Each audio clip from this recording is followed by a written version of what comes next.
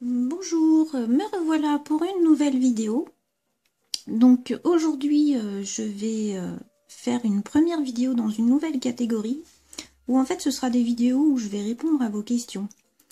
Là c'est sur une question aujourd'hui qu'on m'a posée où une personne m'a demandé comment faire une fois qu'on avait mis le chablon pour poser le gel, jusqu'où il fallait poser le gel en bas sur les côtés pour avoir un beau C-curve.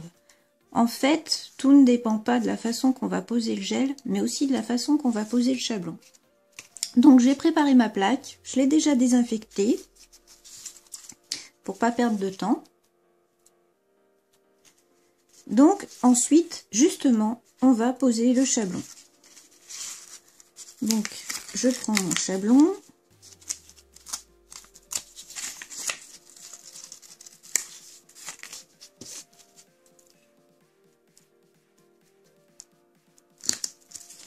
Je vais poser ça ici.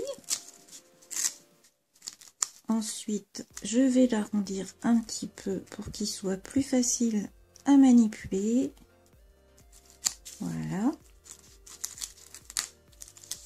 Et après, je vais le positionner au niveau de mon doigt. Il faut que ce soit bien en ligne avec le doigt. Bien dans la continuité du doigt. Le chablon doit continuer bien droit devant.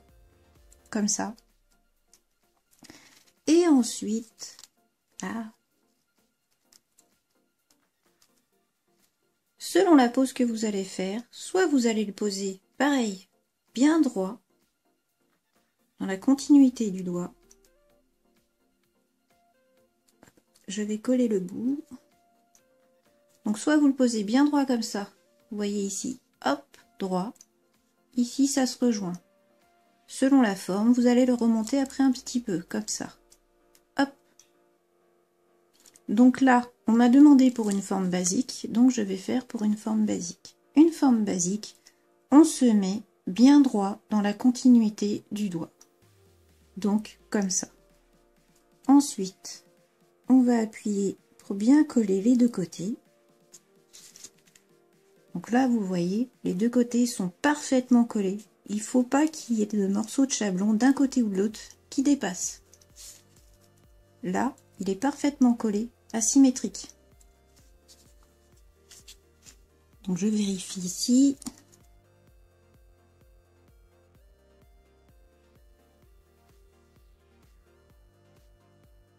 Donc voilà. Ici, pour que ce soit bien en ligne avec le doigt, on n'hésite pas à serrer pour s'adapter à la taille du doigt. Vous voyez, je serre en dessous là. Donc je serre et j'appuie pour que les deux côtés ils se collent bien. Hop.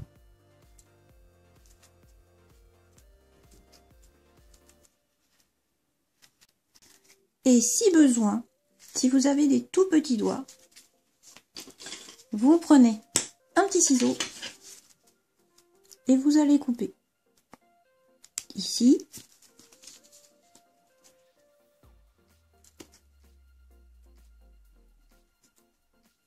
Et ici. Comme ça, vous pouvez bien serrer et bien l'adapter à la taille de votre doigt. Donc là, j'ai coupé juste un tout petit peu parce qu'il n'y avait pas besoin de beaucoup. Mais sinon, on peut avoir besoin de couper un petit peu plus. Donc ne coupez pas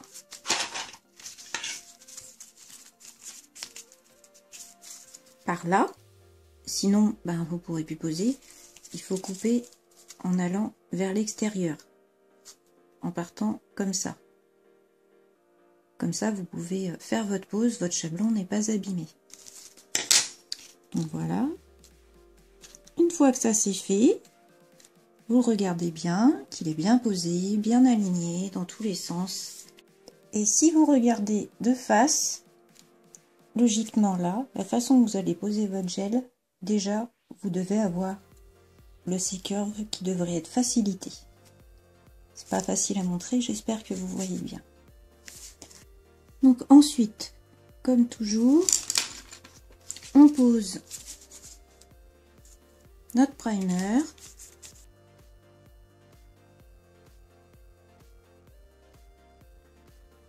Qu'on laisse sécher. Et ensuite notre base.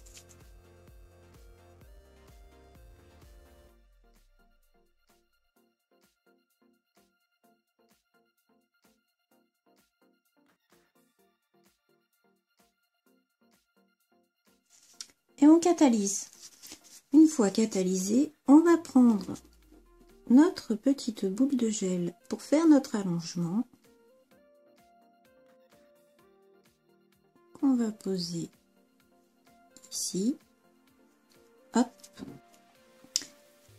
On va la faire glisser vers les cuticules, sur les côtés en douceur sans toucher la peau. Ensuite, on va décider de la longueur qu'on veut faire. Bon, voilà, par exemple. Hop, je peux aller jusque là. Et sur le côté, puisque c'est surtout la question qu'on m'a posée, on va prendre le gel et le faire glisser.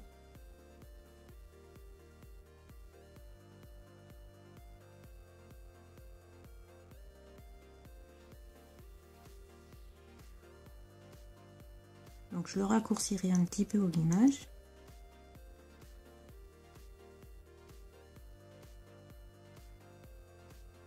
Voilà, on va bien dans le petit angle qui est là. Souvent on a de la casse à cet endroit-là, tout simplement parce qu'on n'a pas mis de gel.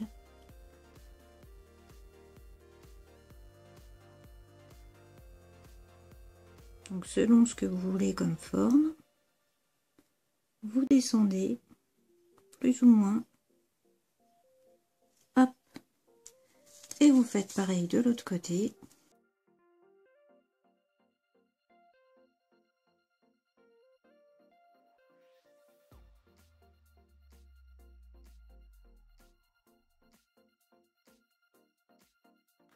Vous vérifiez le premier côté, le deuxième.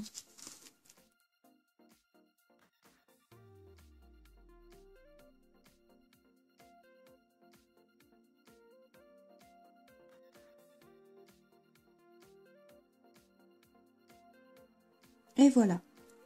Donc ça, c'est juste l'extension, juste l'allongement.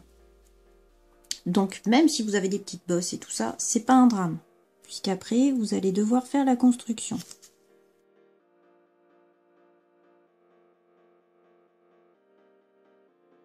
Donc vous voyez à peu près jusqu'où j'ai descendu. Et ça, en fait, ça dépend vraiment de la forme que vous voulez.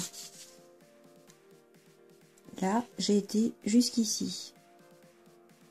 Donc en regardant un peu de face, voilà ce que ça donne. Vous voyez, j'ai été jusqu'ici. Vous voyez, chaque côté. Là, ça va là. Et pareil de l'autre côté. Donc après, je catalyse pendant à peu près 10 petites secondes. Et ensuite, je vais un petit peu pincer ici. À ce niveau-là. C'est en fait juste pour accentuer mon petit C-curve. Sans avoir à prendre de pince à pincher. Pour une forme basique, des fois on peut éviter justement d'avoir à prendre la pince. Donc je pince et là je finis la catalysation. Donc la catalysation est finie.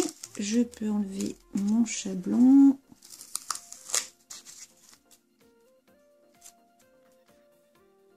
Hop et hop. Je dégraisse.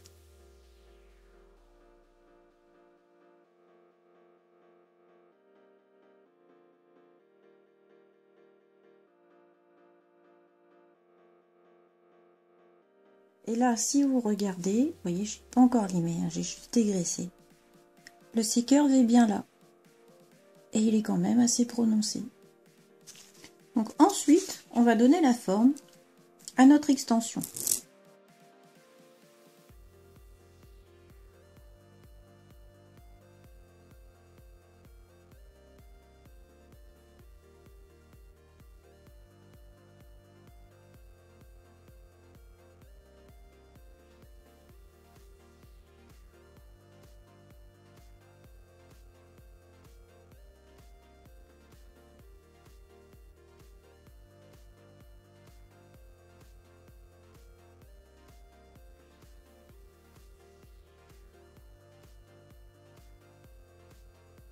Je passe un petit coup partout pour que mes gels suivants adhèrent, bien sûr.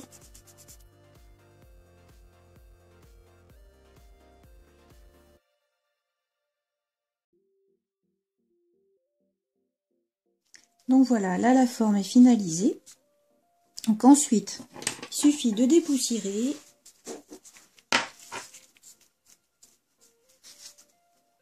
Donc vous voyez les parallèles, tout ça, tout est fait. Malgré que là, on a juste fait l'allongement, vous voyez le C-curve qui est bien présent. Donc même juste avec la pose du chablon, si elle est bien correcte, ensuite avec cette petite technique au bout de 10 secondes de catalysation où on pince encore un petit peu en dessous pour accentuer un petit peu le C-curve, ça permet d'avoir un joli C-curve pour une pose toute simple. Donc ensuite, bien sûr, on va faire par-dessus la construction et la mise en forme pour finir l'ongle. La pose n'est pas finie à ce moment-là. Donc j'espère avoir répondu à la question de la personne qui m'avait demandé comment faire pour avoir un joli C-curve, jusqu'où on devait poser le gel sur le côté. Donc ça dépend de la forme que vous voulez. Il faut bien poser votre chablon. Et ensuite, la petite technique que je vous ai donnée qui permet d'avoir un joli C-curve sans pour autant avoir besoin de toujours pincher. Donc voilà, je vous dis à bientôt. Au revoir.